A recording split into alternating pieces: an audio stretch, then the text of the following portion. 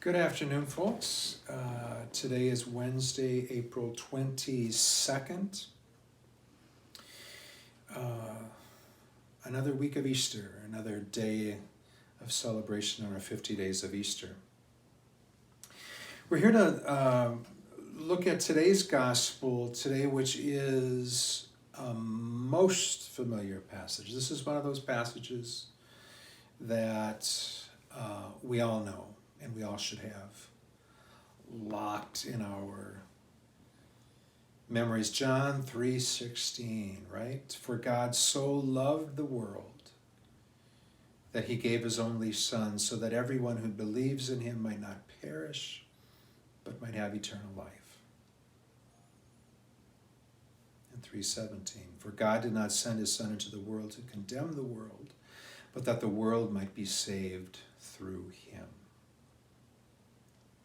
Someone asked me not too long ago, it was at Easter, what does Jesus save you from? Not what has Jesus saved you from in the biggest sense, or in some deep theological sense of atonement or satisfaction, or where Jesus paid the penalty for sin so that I might have life. That's obviously a theology that is not without some complication woven throughout all of Christian theology, theology of salvation. We're not here to talk about the theology of salvation per se, because that's a very long video.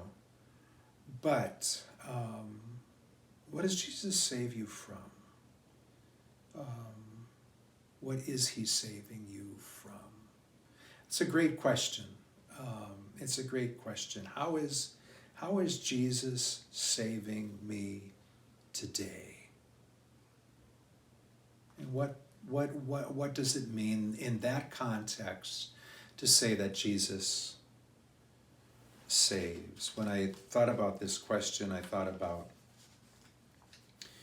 a humorous essay written by David Sedaris, whom some of you may be familiar with. But he wrote an essay called Jesus Shaves. And it's about his learning French in France, moving to France, being part of the French 101 class,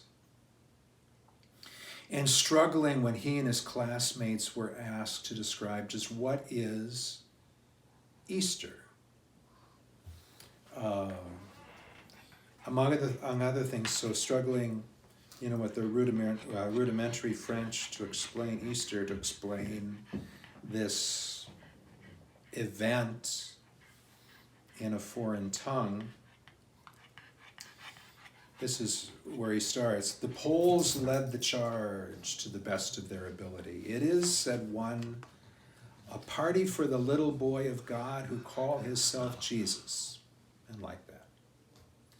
The rest of the class jumped in, offering bits of information that would have given the Pope an aneurysm.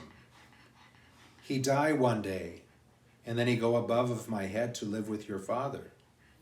He weared of himself the long hair, and after he die, the first day he come back here for to say hello to the peoples. Now, as a person who's also learning a foreign language, this would have been said much more slowly, of course, too, even if more confused.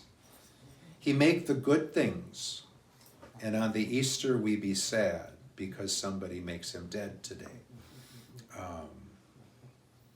Sedaris says part of the problem had to do with grammar. Simple nouns such as cross and resurrection were beyond our grasp.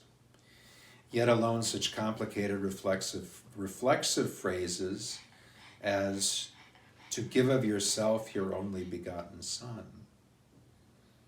Faced with the challenge of explaining the cornerstone of Christianity, we did what any self-respecting group of people might do.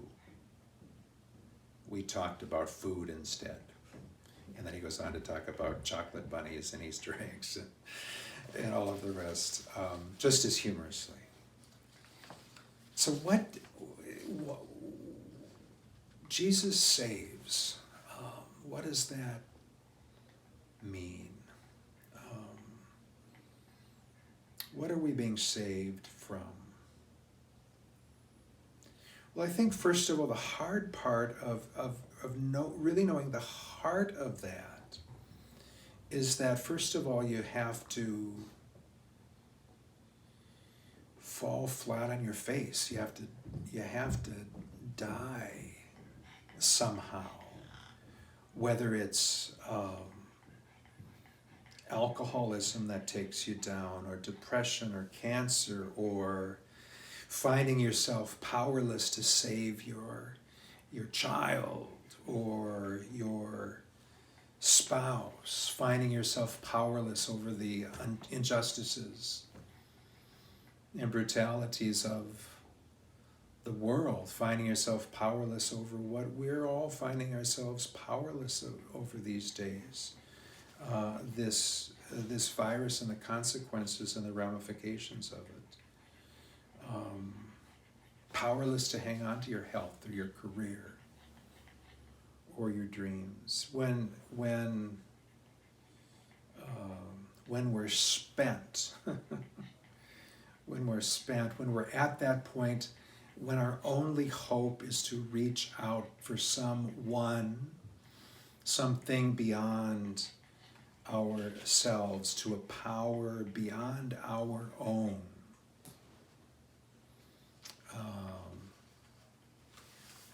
That's when we meet the risen Christ. When we cry out, "Save me!" That's when we have that encounter with Christ. Thomas Merton is eloquent, of course, about many things, but about this encounter with Christ. I've used his language many times because it does capture what that, for me it captures what it means to be saved, or to have been saved by Jesus Christ. Merton would say that the resurrection isn't a doctrine we try to prove, or a problem we argue about, but the resurrection is the life and the action of the living Christ in us, in our deepest selves. He says that encounter with Christ, doesn't have to be dramatic, but it does have to be personal. It has to be real. And some of these are Merton's own words. True encounter with Christ awakens something in our depths, something we did not know was there. True encounter with Christ liberates something in us, a power we didn't know we had, a hope, a capacity for life, a resilience, an ability to bounce back when we thought we were defeated, a capacity to grow and change, a power of creative transformation. Our entire life is changed by our encounter with Christ. When we know Christ, when we've encountered Christ again, there's someone greater than ourselves with us and in us, moving about us. One of the key experiences of my life, it really changed my life, was my 30-day retreat in 1990. That's 30 years ago now. And I would say I still live. My director at the time, Sister Dorothy, said, "You will live out of this experience the rest of your life." And I didn't believe her, of course, because it sounds like something you say when you're in the middle of an important thing, but it ain't gonna last. But it's really true. It was a profound, that being with the Lord for 30 days and walking through his dying and rising, and walking through a lot of dying and rising myself, really made all the difference. So I still consider it one of the great privileges of my life to have been able to do that. But she gave me a phrase at that time that has become the cornerstone of my life with Jesus Christ. She wanted me to come to know Jesus, who himself wants to be my constant companion. Constant companion. She was from Boston. She had this great New England accent, and she said, you have to get out of your head into your heart. Get into your heart. That a relationship with Jesus Christ isn't something we come to by thinking about it, but it's by reaching deep inside, opening myself to that living presence of Jesus Christ, the Christ who lives, that Jesus is with me always, whether I know it or not, whether any of us recognize it or not. Jesus is with us always, in good times and in bad, whether we're anxious or distressed, whether we're up or down, happy or sad, he's there. He wants to be there, and he wants us to know that he's there walking with us. So when I think about what it means that Jesus saves, I came across a phrase, again, many, many years ago that was an important one for me, and it was from a religious writer. Gosh, I should have looked him up before I talked about this, because I think he's from the late 18th or 19th century. George MacDonald is his name, in any case, a religious writer. But he talks about the frenzy of aloneness, that it's in all of the lovely creatures that God made all around us, that he gives us himself, and thereby, until we know him, finally saves us from the frenzy of aloneness. That's what it means for me to be saved, that I'm taken out of that, of having to do it alone, having to be it alone, having to suffer it alone, knowing that Jesus is my constant companion, and especially times like this where I, like many of you, I have a companion in a little pug who's running around here somewhere, who is my other constant companion. But living alone in kind of this forced isolation, when you're really prevented from getting out with others, I've come to even more. I find myself more and more in conversation with the Lord, that because it's like, Lord, help me to know that I'm not alone. Save me from the frenzy of aloneness. I want to close with something which I've used before, from The Joy of the Gospel by Pope Francis.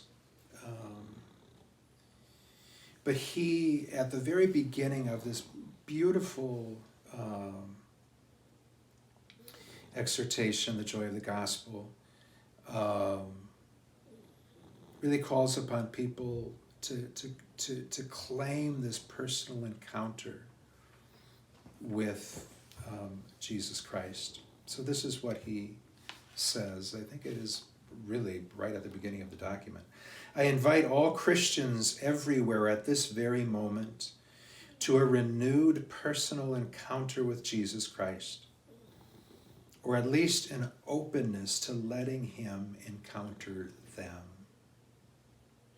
Whenever we take a step toward Jesus, we come to realize that he is already there, waiting for us with open arms. Now is the time to say to Jesus, Lord, in 1,000 ways I have shunned your love, yet here I am once more to renew my covenant with you.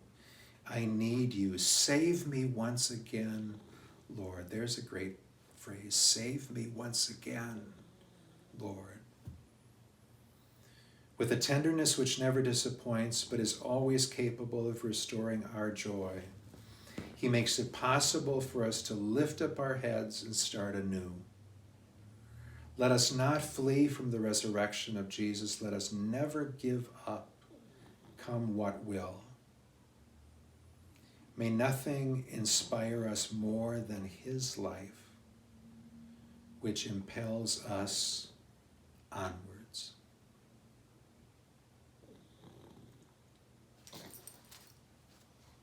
That's a great prayer.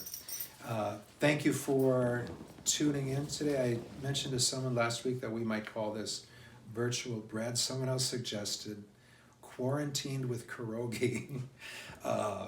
So thanks for joining in Quarantined with a Pierogi, and we'll join you. We'll see you next week.